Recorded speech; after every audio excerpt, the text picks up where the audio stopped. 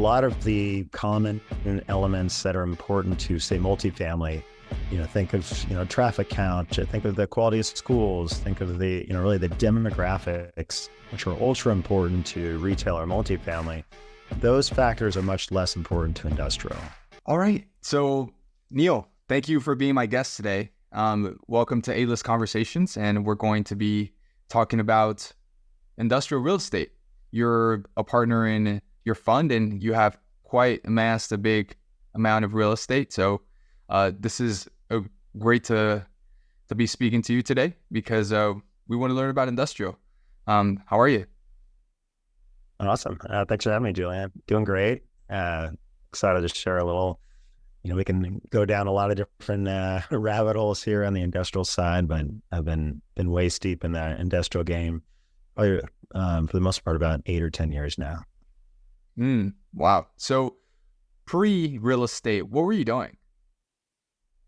So I had a prior career as a Air Force pilot, so a little kind of non-typical track into real estate here, but I flew C-130s for the U.S. Air Force, and then for a couple of years in the Navy Reserve, kind of stationed all over the world. Went to business school, Air Force Academy first, and then A&M Business School, and that was kind of my parlay into really the capital focus side of industrial real estate. That's really cool. And just to clarify, that's C-130, not the AC-130? Correct. Yeah. So the C-130 is the general platform. The AC-130 is a specific type of it, a specific model that's more of the offensive gunship side. Yeah. Okay. Cool. All right. That's exciting. So what got you curious into real estate? Yeah. Funny when you're on these long trips as a pilot, especially on the overwater stuff, you have a lot of time to talk to the guy next to you. And I remember there was one of the guys in one of my units, and we had about a 12-hour trip over the Pacific, and we just started really getting deep diving into investments. And he was telling me how he would buy these, at the time, single family homes out in Indiana. And he was really excited about it. And, basically turnkey rentals there. This was, I guess, about 12 years ago. And by the time we landed, I was so excited about it. We chatted, and within about 2 weeks, I'd bought my first kind of rental home there. And so we ended up buying about 2 or 3, and that was really what kind of whet the appetite. And then, that ultimately kind of paved the way to getting further and further into it, learning about the commercial side, capital raising, and ultimately finding the right partners, which led me to MAG Capital Partners, where I'm at today. That's really cool. Awesome. So I want to give a little explanation on what industrial is. This is the asset type that you mainly focus on. Is that correct? That's correct. Yeah. Yeah. So for the people that don't know what industrial real estate is, what kind of is the explanation to it? Yeah. So, on a high level, like most asset classes, industrial can look a lot of different ways. And it can also be a little bit more foreign to folks because not everyone has been in a manufacturing warehouse or a distribution center, right? Those are, all kind of foreign areas. But the specific niche that we play in is what's called light industrial. And that's going to be typically a single tenant, often manufacturing, but more often than not, it's going to be a mix of manufacturing operations inside. You're going to have some shipping and receiving, some warehousing, and potentially some logistical connections there. So I like to describe it almost like 4 walls and a roof. You're providing an enclosed place where some sort of operation, manufacturing operation can take place. And so that's the light industrial side. You'll also hear of heavy industrial, and that's going to be more of, I think, your gravel yards and refineries and very, specific use, a much more tailored industrial for a particular, typically environmentally intensive process. And then on the flip side of things, you'll also hear of flex industrial. And flex industrial is going to be more of a multi-tenant type of real estate. So imagine, typically long industrial buildings usually not that high. And they'll be subdivided into, 500 to 3,000 foot spaces. And you might have everything from, tire shops to, lawn and garden service storage, a number of different uses. And that's going to be more of a, almost like a multi-tenant retail type of operation from an ownership side. It's really cool. Thanks for the explanation. So when it comes to finding a market to invest in industrial real estate, what's the framework to find a market that you can potentially find lucrative industrial deals? Yeah, and that's really interesting. It differs from a lot of other commercial real estate in that a lot of the common elements that are important to, say, multifamily, think of, traffic count, think of the quality of schools, think of the, really the demographics, which are ultra important to retail or multifamily. Those factors are much less important to industrial. We're typically in, somewhat secondary areas, or what I call commutable primary. You might find industrial hubs, say 40, 50 miles outside of downtown. And a lot of that is really pairing the right, low cost of land with the right real estate. Often being outside of the city center gives a little better access to actual, highway connections and railroad depots. And then on top of that, you also, excuse me, typically have cost or access to low cost labor better in those secondary cities, which a lot of these manufacturing operations rely on. So with that, we typically will prioritize the cost of the real estate. So ultimately, we're looking for below replacement value, usually second generation real estate, but basically making sure you're coming inbound at a basis that's less than what it costs to build new product. And then the second piece, because we usually have a single tenant occupying the entirety of the space, the credit of that tenant is ultra important. So, cost basis and tenant credit are going to be the top things we look for. And then ultimately the market demographics are a little bit more of a third item. So, and just to go back to your question, we're buying, most of what we buy at least is going to be really, largely Midwest and upstate Michigan all the way down to South Texas. If you could draw a line in there, that's really the manufacturing corridor center of the U.S. Got it. Interesting. And when it comes to finding deals, how do you find the deals? How do you find deals? Is it brokers who primarily have the deals? Can you find them off market, or do you go to some other person to find the deals? Yeah, it's really a combination. So, my two partners are both, kind of career real estate guys, both commercial real estate brokers.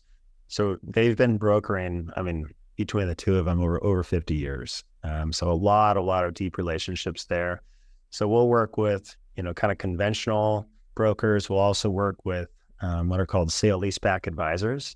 So one of the niches for buying industrial is you can buy it through a sale leaseback. And just a quick review, that's when you buy the real estate from an owner occupant. So someone who's operating inside of the real estate and owns the building, they will sell us the building and then lease it back. And so it's kind of a specialty acquisition process that we get a lot of deal flow from. So sale leaseback advisors will work with those companies, advise them on the process, and then bring the deals to us. And then we also work with some private equity shops that will buy companies directly and then want to do that sale leaseback transaction. Cool. Okay, so got it. Primarily brokers and some private equity firms. Cool. Exactly. So when it comes to analyzing the deal, you mentioned a little bit about it, but can you expand on that? What does it take to really get to know whether it is a good deal or if it's a deal you should pass on? Yeah, no, that's a great question. So, a lot of things come to mind for maybe what things would be, really big red flags in an industrial deal, all right? So environmental can be a big one. You definitely want to know, hey, what kind of operations have gone here? What are the historic ramifications of, say a dirty business that might have operated here in the past? So getting proper phase one and phase two environmental is super important. And, often if there are potential issues, you want to be able to have the right environmental protection insurance policy in place to make sure that you are effectively encapsulating that potential environmental risk that may, that could show up down the road. That's a really big one that you want to look at up front. Also, you look at building inspection. And what's interesting on the industrial side is the lease structure on the majority of the rents in the industrial space are net leases or triple net leases. So when we acquire these buildings, our tenants, based on the new lease that they sign, they are going to be responsible for 100% of the expenses of that building. So they pay their own utilities, they pay their own tax, they pay their own insurance, that we dictate the coverage, and they pay all the building maintenance. So everything from roof replacements, pavement repair, remodeling the bathroom, anything, top to bottom, fence line to fence line, that tenant is paying for all of it. So when we come in, we are leveraged to make sure that they are paying for the expenses required on that building. Our leverage comes from upfront. So we do a really heavy building inspection. We'll say, hey, this, and this needs to be fixed before we take ownership. And that way we know when we buy that building, it's what we call, up to usable standards there. That's interesting. So when you actually go in and you do the inspection, you have the previous owner fix the issues that the property has before, or you maybe do a retrade, like you get a credit or something like that? Yeah, well, and important to remember, typically the previous owner, who's the seller, is becoming our tenant. So they're one of the sellers. Okay. And so they are selling us the building and then leasing it back. So they go from owner to tenant. We go from buyer to landlord. And so in that process, we want to identify anything up front that needs to be done. And we can either have them do it themselves, or we can escrow and withhold some of the proceeds from that purchase and say, hey, you either do it yourself or we'll use this held capital to do the repairs ourselves. That's interesting. So it gets done either way. Exactly. Yeah. And what's the typical holding period for these assets in your fund? Yeah. So industrial is going to be, industrial is really setting up, a structure that works for you as the owner and your tenant really over the long run. Most of the operators in these buildings have been in place 30, 40, 50 years. There's not a lot of churn. You have much more substantial businesses. So imagine, the average manufacturing tenant does, $50 to $100 million a year in sales. So they're not mom and pop businesses. They're much more established. Yeah. And when we come in, we will typically work with them, set up a long-term lease, typically a 20-year lease. It really works for them, works for us. We know the yield we're going to get. We know we don't have any expense exposure. And then our typical hold period for us is usually about 5 years. So we can have really nice yield come from that lease. We're protected from expenses, so it's very predictable income. And then in that lease, you can have annual built-in rent escalators. So every year, the rent's going up a set amount. And after 5 years, really, we've built up a pretty nice yield. And that'll typically look for an investor. You're looking at between about 8 and 10% a year just from the rent that's coming in and being distributed. And then after 5 years, we can sell it to a number of different owners or a number of different buyers. So, you still have 15 years on the lease. A lot of buyers might buy that, might hold it for 5 or 8 years, and then sell it to a third buyer down the line, long before a lease renewal ever has to even get looked at. That's interesting. And what's the return like on the lifetime of those 5 years, like an IRR perspective or something? Yeah, historically, we've averaged upper teens IRRs around 17, 18%. And again, that's going to be really from two parts. One is that cash flow. So the cash flow is really good in industrial upfront because you start with a fully leased building.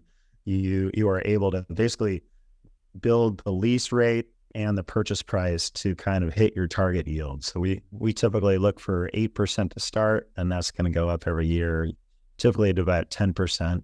And then when you sell, like many other asset types, you return a capital plus a profit split. And there's some really tangible ways we're able to drive value into that building. We're driving NOI through those rent bumps. We are paying down debt every month because it's always amortized long-term fixed rate debt. And then we have some ways we're able to do capital improvements or expansions on those buildings on behalf of our tenants. And we can use that as a leverage point to renegotiate the lease at a higher rate. So all those will drive value into that building that we recognize when we sell. That's exciting. So do you think that these deals are available to everyone? For example, if they decided to call an owner and wanted to structure a sale leaseback, or do you find that the owners really gravitate towards more of a professional team, backed by capital and so on? The sale leaseback is a more nuanced transaction, but there's a lot of trading that goes on of, basically industrial buildings with established leases. So, my advice is to always look for, longer enough years of term on that lease that, you can generate a decent yield before you have to worry about releasing. And that, usually 5 years or more gives you at least some runway there. Beware of any lease that's down to say 2 or 3 years, because you're taking on a lot of risk, right? You need to be, rock solid that tenant wants to stay at that point. And that's going to require, a lot more, deeper dives in the underwriting, especially for new operators. We'd say definitely consider using an outside underwriting or credit firm. There's a lot out there who will actually do that kind of credit analysis for you and give you a good idea of, hey, what is the risk? A, this tenant stays in business. B, that they pay their rent on time. And if that lease is smaller, you want to find out, hey, how critical is this site to their operations? Are they motivated to stay here? Or, is this maybe a money losing site for them? And these are all going to be factors that drives the, kind of inherent investment risk on that building. That's very interesting. And where can someone find these services that provide the underwriting for the credit of the tenant so that they can really know for sure that they're making a good decision? Yeah, there's basically talking to some PE shops. They will usually have a lot of local credit departments. Banks will usually have them as well. Often they have some independent services there. But largely, if you start going first to an industrial broker, and those brokers will usually be able to recommend some local shops that are good. Industrial brokers will typically know the market pretty well. And those are always a great first stop for, getting a feel for, hey, what's the cap rates look like in my area? What are the available lease terms look like? How strong are these tenants? And those brokers will, kind of walk you through. One kind of pro tip we always give is find a broker who not just wants to transact, but actually, will take some of his fee and ownership or wants to buy into the deal. And that will create a lot better alignment between, you and him or her over the longer course hold of the investment there. Yeah, I definitely agree with that. When it comes to finding the debt for these deals, what kind of loan to value are you getting? What kind of terms are you getting? And essentially, and where are you finding your equity? Yeah, no, that's great. For us, we, with the debt, it's really such a moving target right now. Ultimately, we look for a spread between cap rate and interest rate. So as long as our cap rate is, a significant margin above that fixed interest rate, the interest rate can move up. And as long as cap rates move up accordingly, we're able to get that yield spread.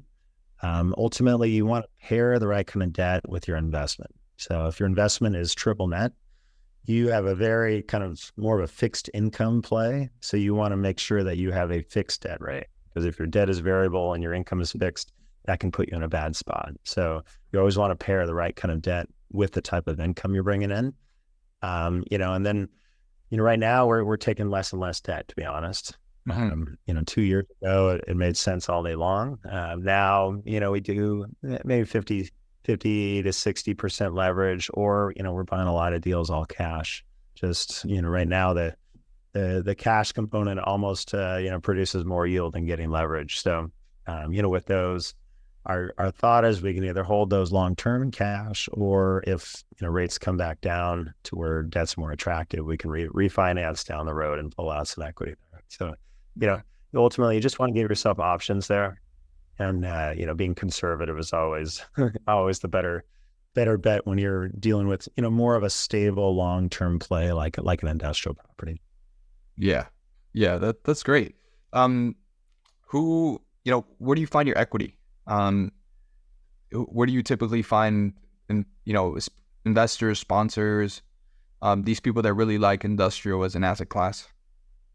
Yeah. So we work, we effectively source all our organic equity. So relationships, everything from retail to high net worth, some RIAs and some family offices. That's kind of the broad makeup of our investor group in Mag Capital. Ultimately, I would say that the typical investor is someone who is familiar, usually has an entry point to commercial real estate through multifamily, kind of understands cap rates and the general fundamentals there. And then they're looking to really diversify amongst commercial real estate. We structure our deals fully. We are the sole managing operator on the properties, and then our investors have a fully passive position, but they take part in cash flow, they take part in depreciation, and then upside when we eventually sell. Yeah. I want to touch on something that's important to know, which might be different from other asset classes, and that's the depreciation. How does the depreciation compare in industrial amongst other asset classes? Is it higher? Is it lower? Yeah. I mean, right now we're seeing about 50 to 60% net losses on most of our deals. So just layman's terms, if you put in $100, you might see a $50 or $60 net loss on the K1s distributed. It's a really nice depreciation. A lot of that is, if you remember, depreciation is only on the property and not the land. So because most industrial is in, more secondary cities, that land is going to hold a relatively smaller percentage of the value of the overall purchase price. So more of that purchase price is property, so more of that is depreciable. And of course, we do accelerated cost segs on most of our deals. You're able to cost seg roofs, your heavy crane equipment, HVAC, and some other equipment attached to the property. That's great. Can you give us some insight on some of the high cap areas that you see right now, where one might be able to go in and find a deal that makes sense in this interest rate market? Yeah, I mean, it's typically a pairing of the lease in place, the quality of the tenant, and the location, right? And so remember, cap rate is really a function of risk. So the more risky you are, so if you go to, say, a smaller geography where a buyer might say, well, I think this tenant's good, but if I lose this tenant, this might take 6 or 12 months to release, versus, say, Phoenix or Dallas, where that might only take 4 or 6 weeks, right? Those you're going to have, the more tertiary markets or secondary markets are going to command a higher cap rate. Also your tenants, right? And you're looking at a tenant, not only are you looking at how big they are, what their gross sales are, but you want to know, hey, what's their margins? What's their debt load look like? How risky really is this tenant? Are they big, but taking a lot of debt and have decreasing sales, or maybe they're a little smaller, but they have no debt and great margins in their business model. So these really bringing in someone who understands business underwriting is very important on that piece. The more risky it is, the higher the cap rate, the less risky, the lower. And then finally, you're going to look at the lease. Again, longer term leases are going to be safer. Those are going to drive a lower cap rate. The shorter that lease term is until renewal, that's going to add more risk and increase that cap rate at sale. Yeah. Sounds interesting. So let's get into some of the numbers that someone might be doing in order to get a deal, let's say in the next 3 months. How many deals should someone look at, and how many of them should they underwrite, and how many offers should they put out? Kind of like to have like a a checklist of what they should be doing in order to get a deal done? Yeah, it's a great question. Right now, if someone's looking to buy an industrial building by themselves and operate it themselves, your first step should definitely be visiting probably 3 or 4 industrial real estate brokers. Find them. A lot of the big shops will have them, depending on the metro, and really just get acquainted with what cap rates look like in that area. There's a lot of good market data out there that we use just to kind of quality check, where we're buying. So, you could look up, just Google, for example, Dallas Industrial Real Estate Market Report, and you'll see a lot of these big broker shops, JLL, NAI, Marcus and Millichap will all put out typically quarterly reports that really show, hey, here's where the market's going. Here's what we're seeing on average price per foot. That's a great way to kind of sanity check. And the reports are free. And that's a great way to sanity check, prices that you're seeing. And then, of course, sub-markets are king. Work with your local brokers. You don't need to make a decision right away. Just, watch product for a while.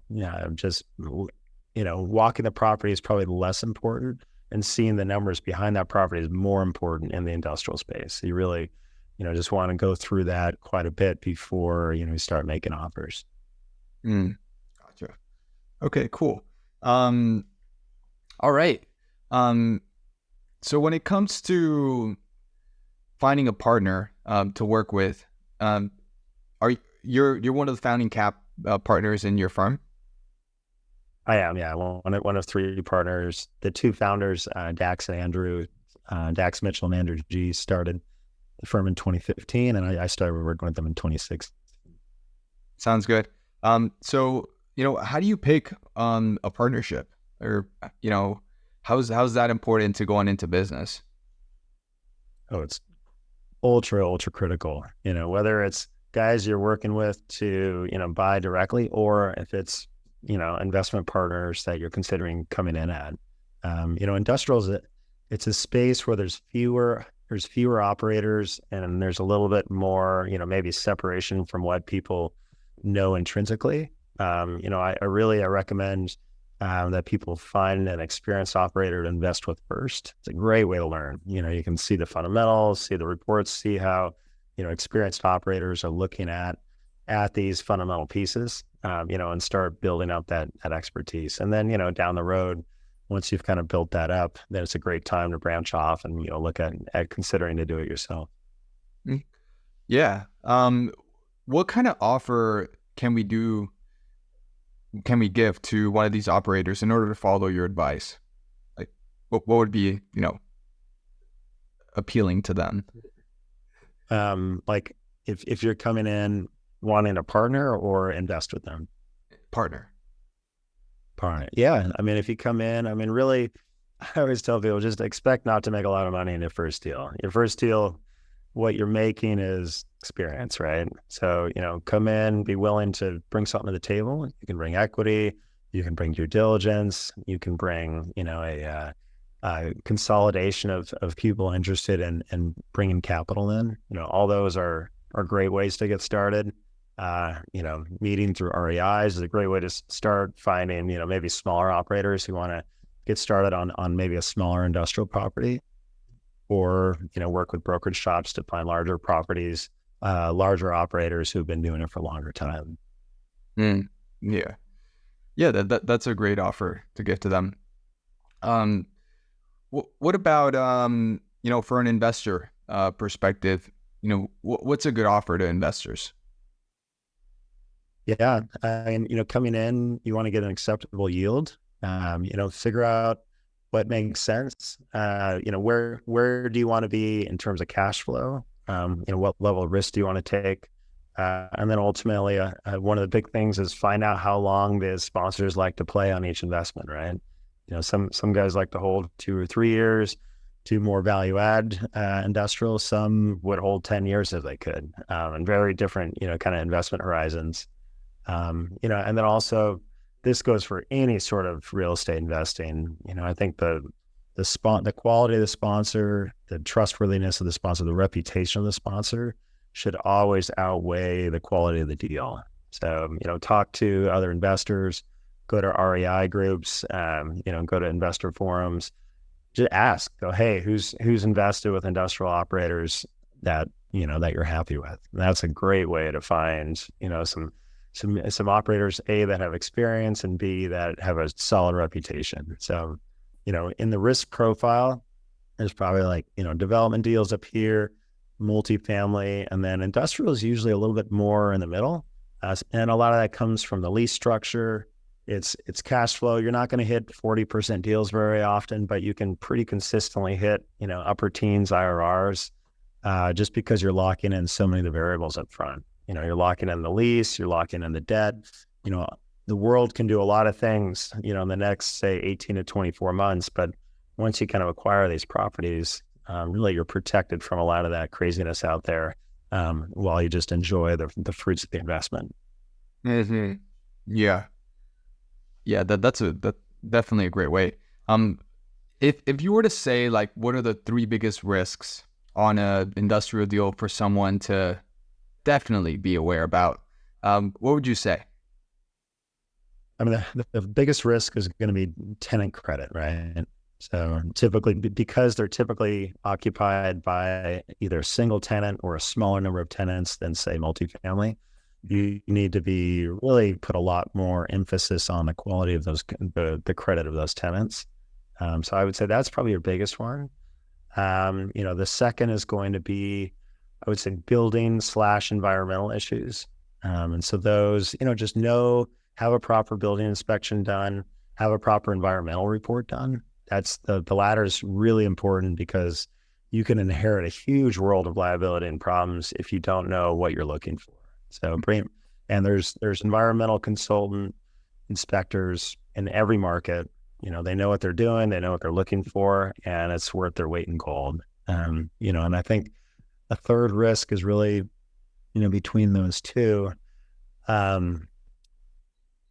really just knowing how to structure a lease if you're putting a new lease in. So, I would say it's worth hiring a lawyer, hiring a real estate lawyer, bringing in, because the quality of that lease, especially in a net lease, I would say is far more important than, say, a lot of small 6-month leases that you might see in a multifamily product, right? So when you're structuring a 10, 15, 20-year lease, that legal language in there, that, your rights of collection, your secondary, pools of capital you can pull from, those are going to be, a much higher relative importance than, say, a bunch of smaller, weaker leases, which is fine in other product types. But for ours, you really want to be as watertight as you can on that lease contract with your tenants. Yeah. Thank you. That's great. What is mindset, and how, like, what's the mindset you should have? Like, can you talk about mindset and how to have the mindset that will make someone succeed in this landscape? Absolutely. I mean, it comes down to believing in America. I fully believe this. And as I've been in this game longer and longer, you go, do you believe in American manufacturing, in American resilience, American production? If you believe that we will continue to produce new innovative things in this country, if you believe that the country will continue to grow with e-commerce, with really all the just economic growth that drives the demand for industrial, really you can't go wrong over the long run. We buy with long-term horizons in mind. I like the 5, 6, 7-year holds.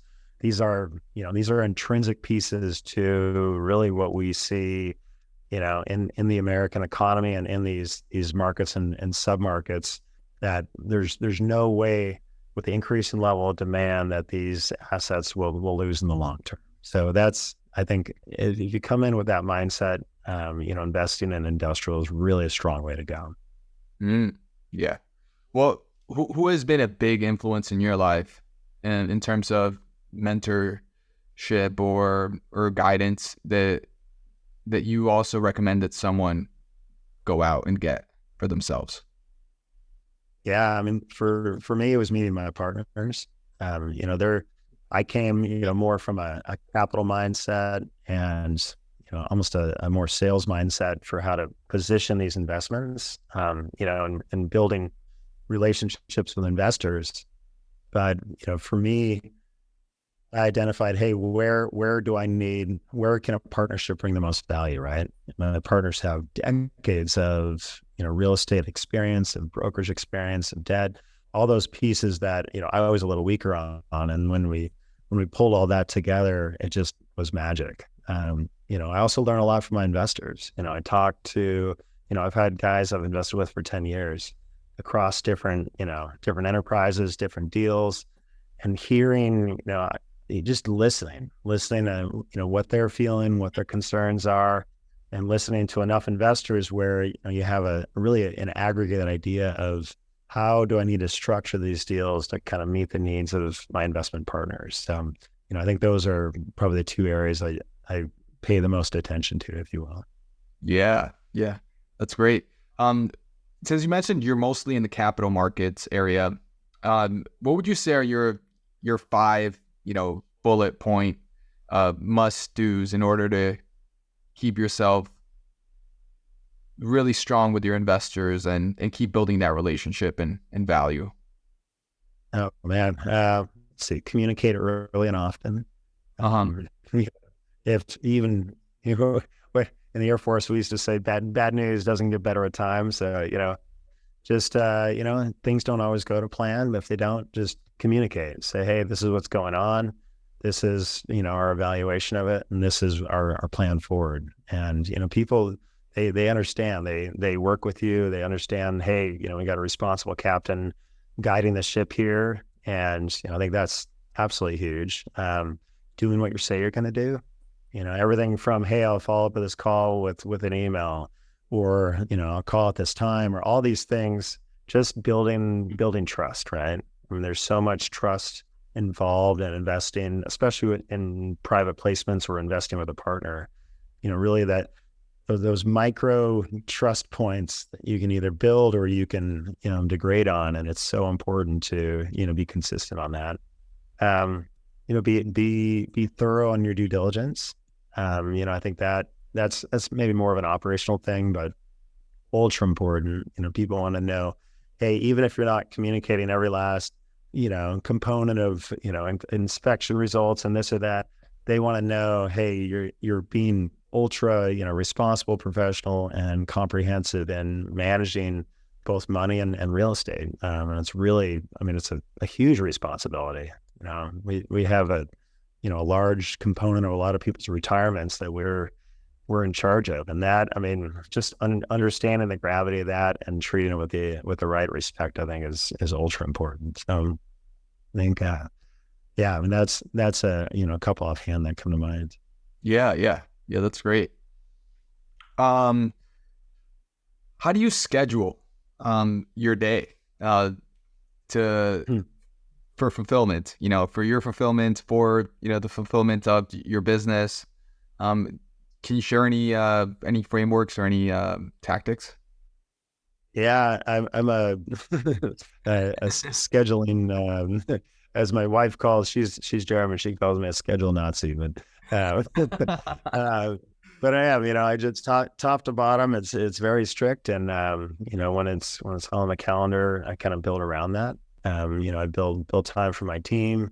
We have a kind of mixed team, some in different pods around the country and some remote. So it's really important to have, continued access so everyone, it stays on the same page there. And then, scheduling time with investors, either new investors coming in that you want to connect with, or really just scheduling time on a regular basis with, longer term investment relationships. And that's a huge chunk. I oversee communications on our deals. I oversee, the building of investment packages, the legal connection, all the investment docs, PPMs, et cetera, different platforms that we're on. So really just, managing the communication, making sure your team is all going out with the same message and, raising capital in the right way. Yeah. Scheduling is your hack. Exactly. Yeah. Live and die by the Google calendars. Yeah, that's amazing.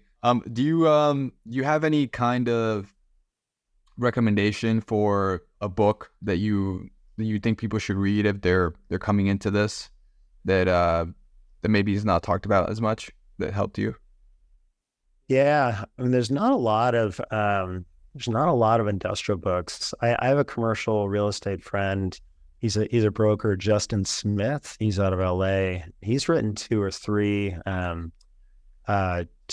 great books on just the fundamentals of industrial and warehousing. And I've read all three there. Any of those three are great. You just Google Justin Smith, LA industrial broker, he'll come up. And yeah, those are pretty great books. And then I also like this book. It's a little unrelated to industrial, called Why We Sleep. And for me, I know it's maybe a bit of a tangent, but for me, I think the quality of my day is so tied with the quality of my sleep that I just learned some great tips on that. That book I read recently is by Matthew Walker, and really just found ways to kind of optimize the quality of sleep I'm getting every day, which kind of drives the quality of my days. That's amazing. And you have seen a correlation between your sleep and how well it is and your performance. And absolutely, yeah, Yeah. yeah. And, Can and from you share some tips like on that? Yeah, absolutely. I'm just, understanding the effects of like caffeine and alcohol and really like, the half-life, take the caffeine, right? And caffeine actually blocks your body's, basically tired inhibitors, but it doesn't mean your body's not tired, right? It just masks the symptoms of it. And talking about how an 8-ounce cup of coffee usually has about an 8 or 9 hour half-life. So it literally takes about 8 hours to break the amount of caffeine you drank in half. So it's a process, right? Yeah. And talking, he had this one story about, honestly, kind of the importance of naps, and that was interesting to me. And he showed this study that in Greece, it was very common to have a siesta until about the mid to late 80s. And they did these studies, and basically the older generation of guys had an extremely low level of like heart disease and a lot of other, kind of heavy physiological problems, a very low level of that. And then in the 80s, the government kind of made some changes and said basically, hey, we're going to normalize, we're going to keep businesses open during the day. And they kind of lost that midday siesta. And when they did, they actually found a very clear correlation to the amount of heart disease started going up substantially right at that time, just with some connection with it. And a lot of the sleep studies show, sometimes a deeper nighttime sleep and a smaller little midday one is really the optimal balance there. So anyway, just things to practice in your everyday life. That's really interesting. Do you practice taking a siesta now? From the military, I learned the art of the power nap. So I can do about 25 minutes and get 24 and a half minutes of sleep. So Really? it's pretty great. Oh yeah. That must be amazing. I mean, you really just put yourself into that space and just sleep for 25, like almost instantly. Cause right out. Yep. Oh, what? It's okay for me. That's amazing. I've never been able to do that. So that takes some practice, but you can do it. Yeah, that's amazing. Do you have any tips for example, a founder, like someone who's a real estate investor who wants to make either a firm or something like that, and he's currently looking to attract talent, like those first founding employees, either who will be working with with their sweat equity, or he really is probably not going to pay top dollar. Like, I guess like he's not really established in that way. Like, any tip for that? Just in terms of like where to find talent. Well, I guess like how do you attract the talent and then convince them to work with you? Yeah, a lot of it's personality, right? And if you're a small shop, we're about 20, I think 22 people now in ours. But I remember, when we had 5 or 6 people, it was, we are like very much a startup, right? Yeah. And I think smaller you are, people really have to share in your vision. So, not just, hey, this is a job you can take. It's really connecting on kind of values. And I think just values and mindset are that probably two of the most important things. We found some really great talent with a site called the Mom Project, and I always recommend them. And it's for a lot of people who effectively new or experienced mothers who have said, hey, I really want to be in the workforce, in the workplace, but maybe not necessarily in that 9 to 5 corporate structure. And so being a mostly remote firm, we were able to attract some, really amazing talent through that, and said, hey, you have the flexibility to work from home, but still, bring top-notch, financial and back office support to the firm. And that was really a nice place where we've found some great connections. That's amazing. So you would say that values and mindset is really what has to be aligned with the first people that are going to join you, so that you Absolutely, yeah. And as you grow, things balance out, I think, a little more, because then the firm becomes more established. But early on, if someone doesn't, believe fully in what you're working on, it's probably not going to be a good long-term fit. And really, those early employees or early partners that you bring on are ultra important to the long-term success of your firm. Yeah. Do you have any tip on how to find your values and that mindset for someone? Just deciding. Sometimes it's good just put a pen to paper, and whether it's through journaling or whether it's, how would I describe myself, right? I know there's a lot of different like psychological studies you can do to, kind of figure out whether it's your personality trait test. Was it like the ENTJ?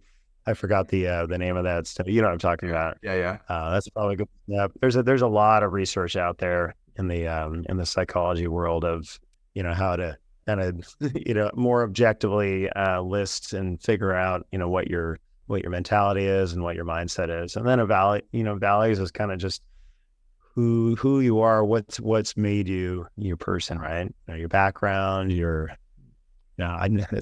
a hard question to answer, to be honest. Yeah, it is. Yeah, I think it's a very important one. Definitely.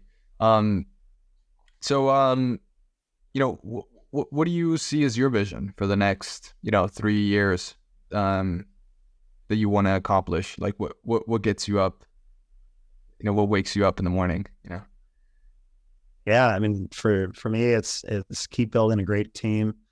It's having great partners, and finding value in basically what you're doing. So for me, I really enjoy the industrial space. I like the investment model. I think it's a little more predictable than a lot of other types of commercial real estate. I like building really deep relationships with my investors. I've got guys that invite me to football games, and we go fishing together, and I'm a hobby pilot. I've gone up with guys. It's just you build your friendships and your investment relationships, begin to overlap. And to me, I love that on a personal level and a professional one. I think just, if I'm in alignment with my partners on the type of products we're buying, and, just keep growing what we're growing, and, hopefully make everyone a lot of money in the process. Yeah. That's awesome. All right. So, do you have some kind of ways that you prioritize the people in your team, that some ways that you make sure you build culture? Do you have some kind of mechanisms or something that you do? Yeah, we do a lot of video calls, but we recognize the importance of in person too. So probably 4 to 5 times a year we get the full team or a substantial chunk of them together. Because I think there's no replacement for that. So that's really good, and kind of like long-term goal setting, strategy, actually building a rapport, having some time where you can just, just share a burger or a beer without, necessarily having everything tied to work. I think that's really important. And then just frequency, right? Just going, okay, am I having a cadence that I can, kind of keep up, and, having for me, I think a lot of small touch points are better than the, once a week, 1 hour call, right? I'd rather check in for 5 or 10 minutes every day, I think that, at least for my communication styles, is a little bit better to keep everyone on the same page. Cool. All right, Neil. So if one of our listeners wants to hear more about you, where can you go find you? Yeah, we've got a great website with some information, along with contact info for both me and the team. And that the company's MAG Capital Partners, and the website's magcp.com. And they have a little contact us, and we'd love to reach out and chat with you or connect you with someone on our team. That's great, Neil. Thank you. And we appreciate you having the time to come on and speaking with us. And, we were really curious about industrial, so really appreciate all the information you gave. And we hope to have you on in the future. So thank you for coming. Awesome. Thanks for having me on, Julian. Thank you, Neil.